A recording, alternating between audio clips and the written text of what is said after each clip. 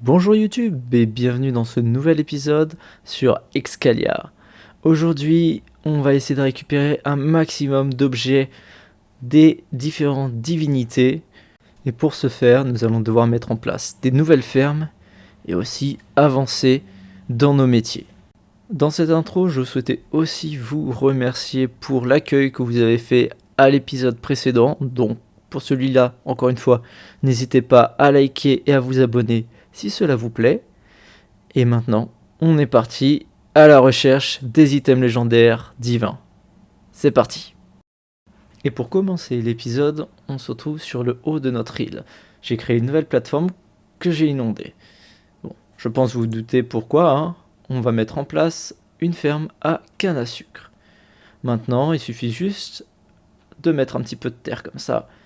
Ensuite, on n'aura plus qu'à placer des petits escaliers. Et une fois que la ferme est prête, on pourra faire notre quête de la canne à sucre sans problème. Et nous voilà donc après avoir tout rempli.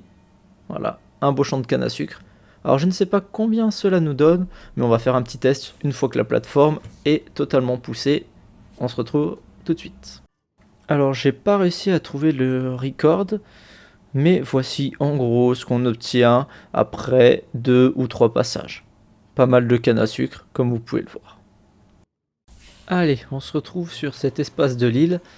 On va faire une petite fontaine pour accueillir les dons. Et à terme, on y mettra également un petit mur pour tous ceux qui ont fait des dons. Allez, on se retrouve quand c'est fait. Et voilà cette belle fontaine, comme vous pouvez le voir. Bon, j'ai pris un petit tuto sur YouTube, rien de très compliqué. Et donc j'ai mis des hoppers, comme ça, vous pouvez le voir, qui sont reliés à des barrels. Et si vous voulez faire un don, il y a juste à envoyer. N'hésitez pas à rename, je mettrai une anvil pour rename. Et on fera un petit mur. En tout cas, merci à ceux qui donnent. Et maintenant, il est temps de compléter une nouvelle quête divine. On avait une quête qui nous demandait de récolter de la canne à sucre. Voilà, donc pour la houe de Dionysos. Souvenez-vous, elle nous demandait aussi avant de récolter des carottes. C'est bien pour ça qu'on avait fait un champ de carottes. Et ensuite, de la pastèque. C'est pour ça qu'on avait fait un champ de pastèque. Et maintenant, ça nous demande d'amener une houe en netherite au PNJ, donc au fidèle de Dionysos. Allez, on se retrouve une fois qu'on est devant ce fidèle avec cette houe en netherite. Et voilà le petit fidèle de Dionysos. Et nous voilà avec la houe de Dionysos, efficacité 5 et surtout fortune 3. Évidemment, ce fortune qui va pouvoir être amélioré au fur et à mesure. Et ça, c'est vraiment cool, on va pouvoir récolter nos champs bien plus efficacement qu'avant. Vous allez voir, hein, sur les carottes, il n'y a pas photo, ça va aller beaucoup plus vite. Et sur les betteraves aussi. Alors, est-ce qu'il y a un effet quand on laboure? Non, pas d'effet. Simplement un effet à la récolte. Écoutez, on va pas s'en plaindre. Ok, il est temps de passer au vif du sujet de cet épisode. On va refaire notre base à spawner. On a nos spawners là qui sont autour de notre point de pêche. Le seul problème, c'est qu'au bout d'un moment, on va plus avoir de place. Alors maintenant, on va faire une nouvelle plateforme où on va pouvoir mettre tous les spawners, que ce soit de mobs passifs ou de mobs agressifs. Et l'idée, c'est qu'avec une seule cloque, on arrive à activer tous les mobs passifs. Évidemment, les mobs agressifs, on s'en fiche, puisque il suffit de les faire spawner dans une boîte noire. Puis, de toute façon, pour l'instant, on n'est pas en mob agressif. Allez, c'est parti, une nouvelle plateforme, on se retrouve une fois que celle-ci est terminée. Me revoilà une fois la plateforme terminée, et comme vous voyez, j'ai déjà commencé. Alors, très simple, hein. Un carré de 7 par 7, enfin 9 par 9, si on compte les coins, dans lequel on va pouvoir venir faire spawner nos monstres tranquillement. Alors là, je vais vous montrer le pattern pour 1. Évidemment, ça va être à retracer pour tout le reste. Et puis en plus, là, de toute manière, j'ai pas assez de stone brick pour pouvoir ne serait-ce qu'en faire un. C'est en train de cuire dans les fours.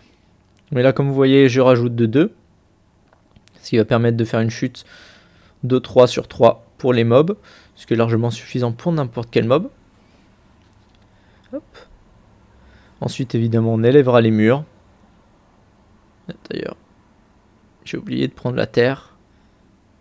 Puis il va même me falloir un petit peu de dirt. Bon, en tout cas, on se retrouve dès que c'est prêt. Et voilà, tout est prêt. Alors, tous les spawners, hop, on va se casser les genoux. Tous les spawners fonctionnent. On a mis donc cochon, poulet, ainsi que les petits lapinous. Je vais vous montrer ça d'ici peu. Il fallait simplement que... Voilà, c'est bon, ça c'est réglé.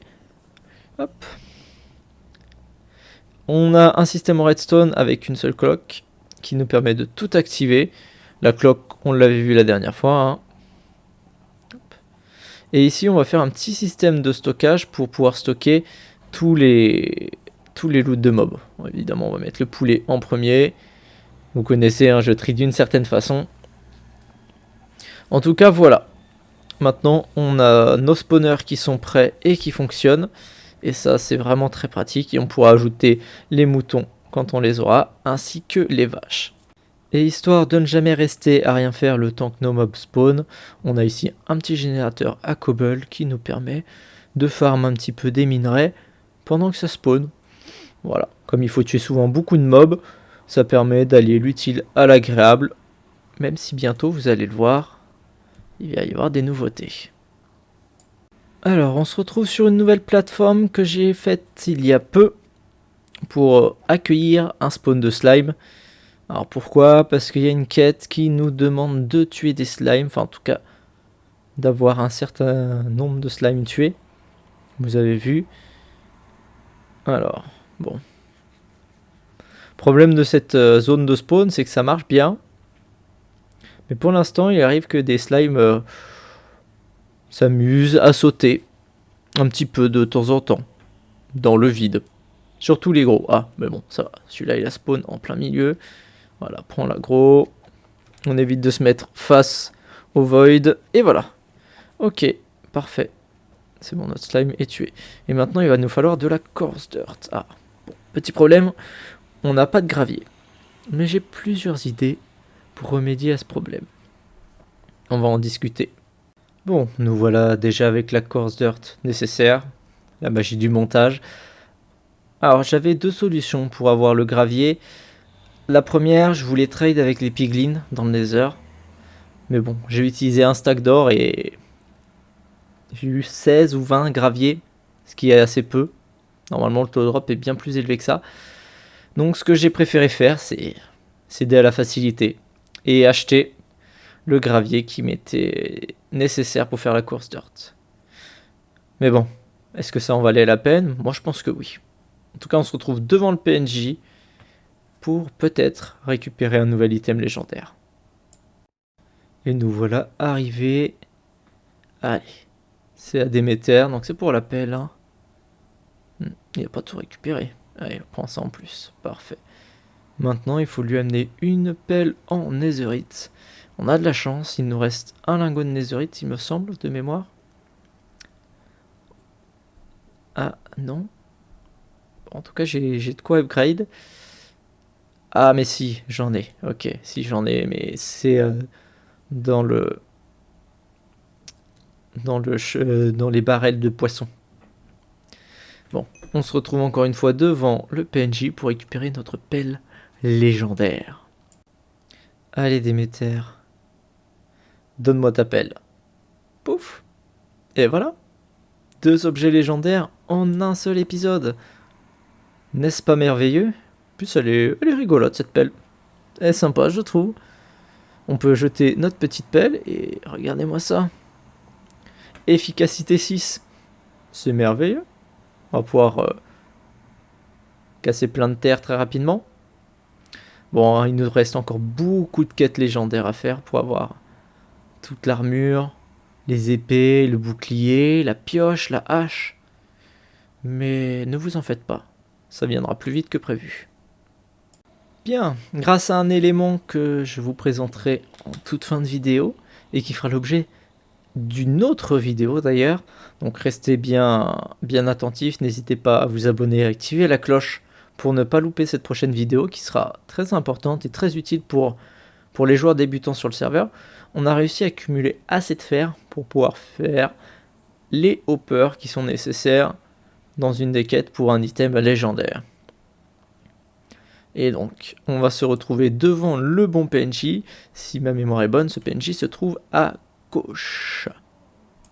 Et non, loupé, c'était à droite. C'est au fidèle d'Athéna que l'on va donner nos hoppers. Ok. On lui a donné les hoppers et maintenant il nous demande des observeurs. Bon, ça pareil, ça va pouvoir se faire rapidement, mais je ne veux pas que vous voyez comment on va l'obtenir. Donc on skip, on a directement nos observeurs. Et voilà, le fidèle d'Athéna. Et maintenant... Ah, non, il n'a pas tous pris encore.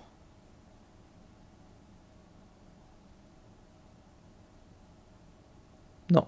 Allez, prends les derniers, s'il te plaît. Ah, Redstone Lamp. Alors ça va pas être pour tout de suite.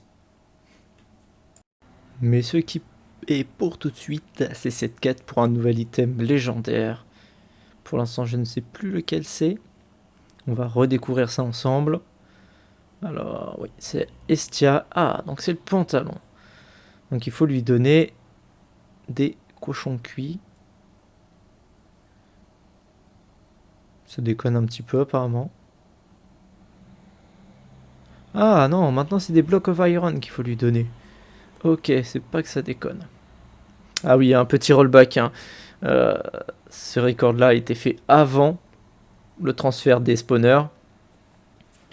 Mais ne vous en faites pas, c'est normal.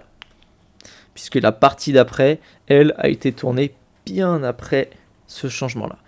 En tout cas, on a déjà nos blocs de fer. Il suffit simplement maintenant de lui donner. Alors, voilà. Hop, parfait. Alors maintenant, ça va être des blocs d'or. Ah, ça, je ne les ai pas. Et c'est là qu'entre en scène le gros changement de cet épisode, qui donnera lieu à un épisode complet sur comment j'ai réalisé ce que je vais vous montrer. Allez, plus de suspense, en plus vous l'entendez. Voici une usine automatique à minerai, qui fonctionne donc avec un Wither. Mais celle-ci vous sera présentée plus en détail lors d'un épisode dédié sur comment faire cette usine. Comme vous pouvez le voir, ça nous donne pas mal de minerais. Bon, et aussi vous avez vu, il y a eu un changement de texture pack. Et une petite fournaise, bon, pas automatique, mais c'est pas très grave. Et nous revoilà dans le présent, enfin présent, passé, mais présent dans la vidéo, avec nos 28 blocs d'or. Bon, en réalité, c'est plus ou moins le présent, puisque ces deux passages ont été filmés à peu près en même temps. Allez, on se retrouve devant Estia, avec nos blocs d'or, et puis je pense que ce sera bientôt terminé. Et bonjour Estia, voilà tes blocs d'or. Bon, maintenant des blocs de copper, ça c'est vraiment pas un problème. Il va juste nous falloir un petit peu de temps, quoique même pas puisque j'avais commencé à en faire cuire. Hop, parfait. Là, on va avoir ce qu'il nous faut. Oh oui, largement. Et ben, encore une fois, on se retrouve devant Estia. Et me revoilà Estia. Tiens, tes blocs de cuivre. Ah, et maintenant, un legging en netherite. Ah, et là, je n'ai plus de netherite. Bon, il y a bien des gens qui en vendent. Ça va se faire. Allez, encore une fois, petit cut et on se retrouve devant Estia pour la dernière quête. Et nous voilà. Allez, donne-moi le... J'ai dit donne-le-moi, palmez-le. Allez, loupé. On va essayer l'autre clic. Ah, parfait. Bon, et bah c'était tout pour cet épisode. J'espère qu'il vous aura plu. N'hésitez pas à liker, à vous abonner. Et on se retrouve très bientôt pour de nouvelles aventures sur le serveur Excalia et de nouveaux items légendaires. A bientôt!